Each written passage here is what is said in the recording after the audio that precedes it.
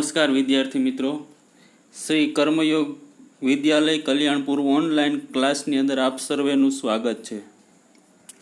વાલા વિદ્યાર્થી મિત્રો, આપણે લાંબા ગાળે ભેગા થઈ રહ્યા છીએ તો આજે એવો પ્રયાસ કર્યો છે કે ધોરણ 9ની ટેક્સ્ટ બુક પણ ભણાવવાનો પ્રયાસ કર્યો છે। તો આપ સર્વે વિદ્યાર્થીઓને હું એવી આશા રાખું છું કે તમને આ ઉપયોગી બની રહેશે। ચાલો વિદ્યાર્થી મિત્રો સમય નહીં બગાડીએ, આપણે યુનિટ 1 થી શરૂઆત કરીએ। ચિતાસ ટીયર, ચિતાના આંસુ। એમાં સૌપ્રથમ જોઈએ પ્રી ટાસ્કની અંદર રીડ ધ પેસેજ। નીચેનો પેરેગ્રાફ વાંચો। One day Rosie went to grocery shop to buy a packet of the bread. એક દિવસ રોઝી ગ્રોસરી શોપ એટલે કે કરિયાણાની દુકાને બ્રેડનું પેકેટ ખરીદવા માટે ગઈ હતી। When she saw the shopkeeper was busy with the other customer. જ્યારે તેણીએ જોયું કે દુકાનદાર જે છે એ બીજા ગ્રાહકોની સાથે વ્યસ્ત છે। She stole some toffee from the jar. તેણી થોડીક બરણીમાંથી ચોકલેટો ચોરી લે છે। When she got back home.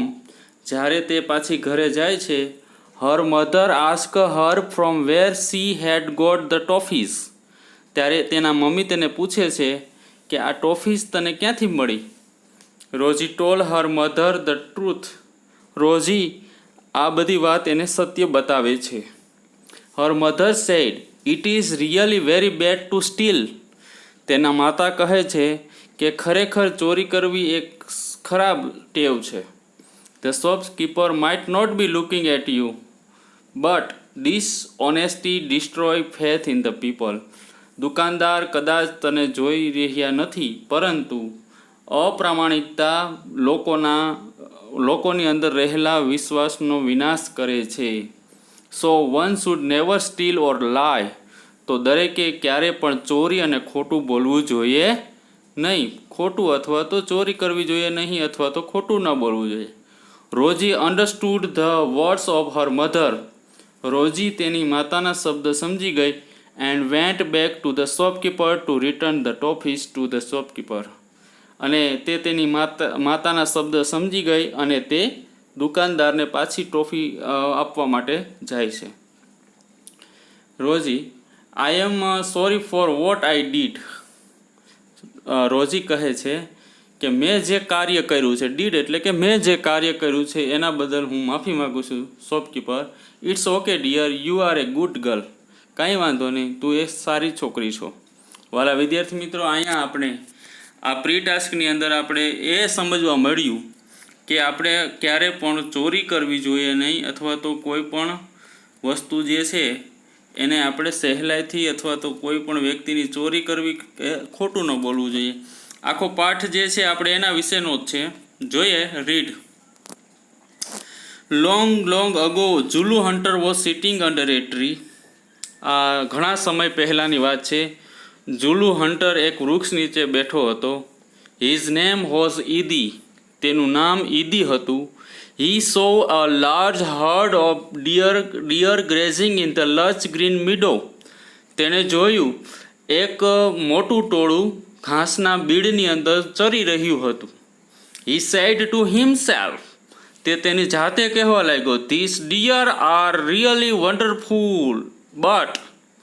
તે તેની જાતે કહેવા લાગ્યો કે આ હરણાઓ ખરેખર અદ્ભુત છે, પણ I have to run lot of to catch one of them. તેમાંથી મારે એક પકડવા માટે મારે ઘણું બધું દોડવું પડશે। Can't there be an easy way to get one. કાશ કોઈ રસ્તો, તેને મેળવવા માટે કોઈ સહેલો રસ્તો હોત તો।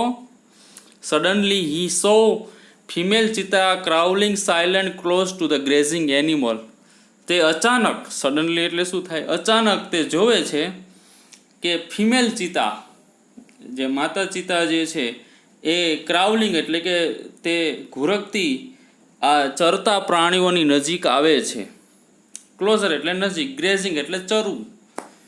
Than she left and caught a deer. અને ત્યાર પછી તે કૂદકો લગાવે છે। લેફ્ટ, લીપનો ભૂતકાળ છે left, and caught a deer અને એક હરણું પકડે છે। After some time her 2 young cub came out to the bus. અને થોડાક સમય પછી એના 2 બચ્ચાઓ બહાર નીકળે છે. They all enjoy their meal, અને આ બધા જ તેઓનો ભોજનનો આનંદ માણતા હતા.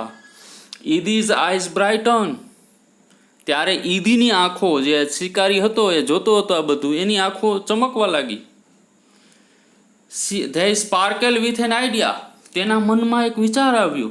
હી એનવીડ ધ કપ, એનવી એટલે ઈર્ષા થવી, એનવી એટલે શું થાય? ઈર્ષા થવી. તેને આ બચ્ચાઓની ઈર્ષા થવા લાગી. Can't I be lucky as these beautiful cubs, શું હું પેલા સુંદર બચ્ચાઓ જેવો ભાગ્યશાળી બની શકું? They got their food without any effort, તેઓનો ખોરાક તેઓ પોતાના કંઈ પણ પ્રયત્ન વગર મેળવે છે. Can I have hunter like their mothers, શું હું તેની માતા જેવો શિકારી બની શકું? હી થોટ, તે વિચાર કરતો હતો. He decided to catch a young cub and train it to hunt for him, ત્યારે તેના મનની અંદર એવો વિચાર આવ્યો, અથવા તો તે નક્કી કરે છે કે આ નાના બચ્ચાઓને પકડી અને પોતા માટે શિકાર માટે તે તાલીમ આપવી, એવું એ નક્કી કરે છે. ધેન આઈ શેલ ઓનલી સે, ત્યાર પછી મારે માત્ર એવું જ કહેવું પડશે. Oh my dear, go and kill a deer for me, અરે મારા વહાલાઓ, જાઓ અને મારા માટે હરણું મારીને લાવો. My life will be very comfortable then, ત્યારે મારું જીવન ખૂબ જ આરામદાયક બની રહેશે. કમ્ફર્ટેબલ એટલે આરામદાયક.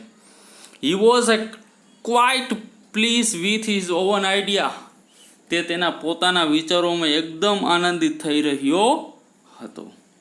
વાલા વિદ્યાર્થી મિત્રો, અહીંયા આ પાઠ આપણે કંઈક લેસન શીખવાડે છે કે ક્યારે પણ જીવનમાં ક્યારે પણ આળસુ થવું જોઈએ નહીં. ત્યાર પછી જોઈએ આગળ. He decide to follow cubs and steal one, ત્યાર પછી આખરે એને એવું નક્કી કર્યું કે આ બચ્ચાઓનો પીછો કરવો અને એક બચ્ચું ચોરી લેવું. સ્ટીલ એટલે ચોરવું. From his experience Idi knew that, પોતાના અનુભવ પ્રમાણે ઈદી જાણતો હતો that cheetahs never attack a man, કે ચિતા ક્યારે પણ માણસ ઉપર હુમલો કરતા નથી. Therefore it was safe to steal a cub, તેથી એને ખબર હતી કે બચ્ચાઓને ચોરવા એકદમ સલામત છે. સેફ એટલે સલામત. He follow the cheetah's family till the evening, તે ચિતાના પરિવારને સાંજ સુધી તેને અનુસરે છે, તેનો પીછો કરે છે. એટ ધ સનસેટ, સૂર્યાસ્ત સમયે, the mother cheetah hide her cub in thick bush and left for stream, અને સૂર્યાસ્તના સમયની અંદર માતા ચિતા એ પોતાના બચ્ચાઓને ગીચ જાડી જાખરામાં સંતાડી અને પાણી લેવા માટે જાય છે. Quickly the hunter pick up his net and spear, તરત જ આ શિકારી પોતાનો ભાલો અને પોતાની જાળી લઈ રન ઇન્ટુ ધ બસ, અને એ જાડી જાખરામાં દોડવા લાગે છે. હી સો 2 ટાઇની કપ્સ, તે 2 નાના બચ્ચાઓ જોવે છે. ટાઇની એકદમ નાના બચ્ચાઓને જોવે. They look at him with their bright eyes, they looked at him, તેઓ તેની સામે એટલે કે ઈદીની સામે જોઈ રહ્યા હતા. પોતાની તેજસ્વી આંખોથી તે ઈદીની સામે જોઈ રહ્યા હતા. They were too young to run away, તેઓ દોડવા માટે અતિશય નાના હતા. તે એટલા બધા નાના હતા કે તે ત્યાંથી દોડી શકે તેમ હતા નહીં. 2-2ની વાક્ય રચના છે. વાલા વિદ્યાર્થી મિત્રો, આપણે વ્યાકરણ જ્યારે ટોપિક આવશે ત્યારે આપણે શીખશું. Idi threw the net over them, Idi તેના ઉપર જાળી ફેંકે છે. And the cubs were caught, અને આ બચ્ચાઓ પકડાઈ જાય છે.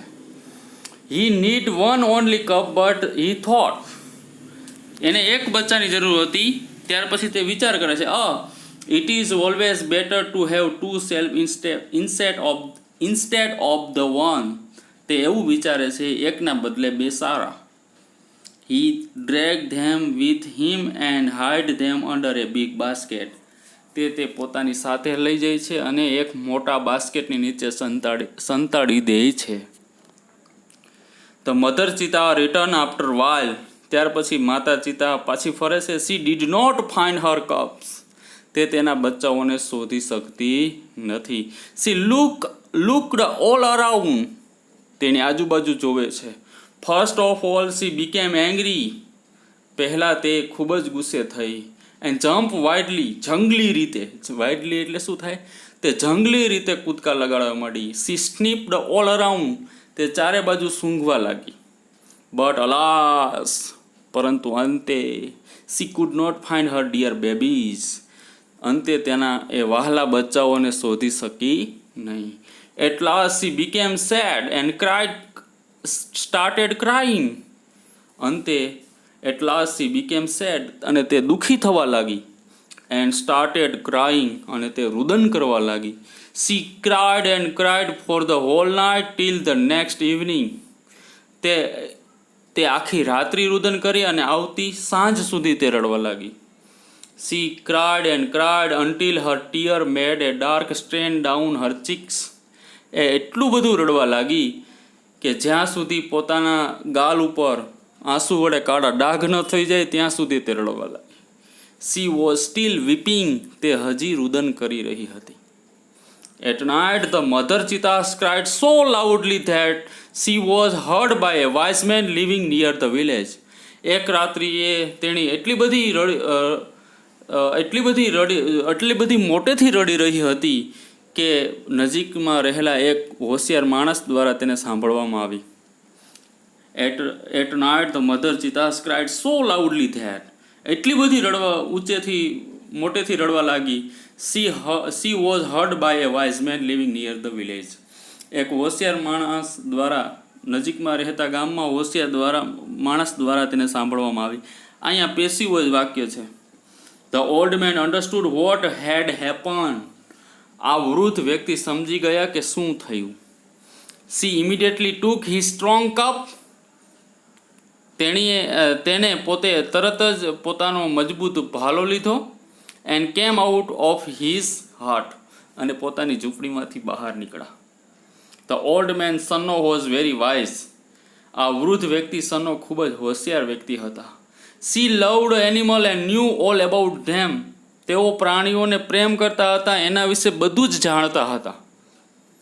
Van Sano found out the hidden cubs, જ્યારે આ સન્નાએ સંતાડેલા બચ્ચાને શોધી કાઢ્યા. He knew that it was Idi's wicked idea, ત્યારે તેને ખબર પડી કે આ ઈદીના ક્રૂડ વિચારો છે. He got angry with Idi, તે ઈદી વિશે ગુસ્સે થયા. He rush to the hut and shouted, તે ઝૂંપડી તરફ ગયા અને બૂમ પાડી. આઈ હેટ યુ ઈદી, ઈદી હું તને નફરત કરું છું. Everybody of our tribe will be hate you, આપણા આખી જાતિના લોકો તને નફરત કરશે, કારણ કે because you are lazy and wicked too, તું આળસુ અને તું ઘાતકી પણ છે. We know that hunter must hunt with his own strength and skill, આપણે જાણીએ છીએ કે શિકારી પોતાની તાકાત અને પોતાની આવડત પ્રમાણે શિકાર કરે છે. But you are lazy hunter, પરંતુ તું એક આળસુ શિકારી છો. યુ આર એ થીપ, તું ચોર છો. You have broken the rule of our tribe, તે આપણા કબીલાના બધા નિયમ તોડ્યા છે. You have brought ડિસઓનર to the tribe, તને આપણા આ જાતિમાંથી તને આ આપણા કબીલામાંથી તને બાકાત કરી દેવામાં આવે છે.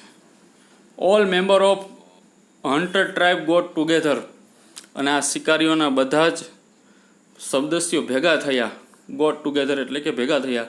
They decided to drive away ઈદી for their village forever, અને ત્યાર પછી આ બધાએ નક્કી કર્યું કે ઈદીને આપણે હંમેશ માટે આપણા ગામમાંથી દૂર કરી નાખો. Sanno took the cubs on his shoulder, ત્યાર પછી સન્નો આ બચ્ચાઓને પોતાના ખંભા ઉપર લઈ and return them to their mother, અને તેને પાછા તેની માતાને પાછા પરત કરે છે. He saw that long weeping of the mother cheetahs had strained her face forever. ત્યાર પછી he saw that, તેને જોયું કે લોંગ વીપિંગ, લાંબા રુદનને કારણે માતા ચિતાને એ દાગ જે છે, ગાલ ઉપર રહેલા દાગ હંમેશ માટે રહી ગયા. વાલા વિદ્યાર્થી મિત્રો, આપણે અહીંયા આ સરસ મજાનો વિડીયો આપણે જોયો અને આગળનો ભાગ પણ જોશું.